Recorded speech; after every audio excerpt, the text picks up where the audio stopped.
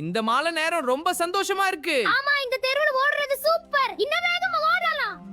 வேகமாக ஓடியபோது கார்த்திக்கின் காலில் ஏதோ கடினமான ஒன்று தட்டியது. அவன் மெதுவாக மண்ணை கைகளால் அகற்றினான். அங்கே ஒரு சிறிய கருப்பு சிவலிங்கம் அமைதியாக புதைந்து கிடந்தது.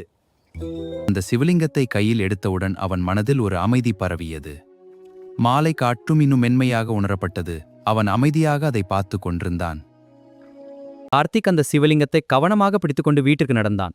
மாலை வெளிச்சத்தில் கிராமம் மிகவும் அமைதியாக இருந்தது. அவனது மனதில் ஒரு இனிய உணர்வு மட்டும் இருந்தது. அம்மா சொன்னது போல சிவலிங்கத்தை சுத்தம் செய்து வைக்கிறேன். இப்போது அறை முழுவதும் அமைதியாக இருக்கிறது. அடுத்த நாள் காலை வீடு முழுவதும் அமைதியாக இருந்தது. கார்த்திக் பூஜை அறைக்குள் மெதுவாக நடந்தான். அவன் பார்த்த காட்சி அவனை நின்ற இடத்தில் உறைய வைத்தது. ஓம் நம சிவாய, ஓம் நம சிவாய.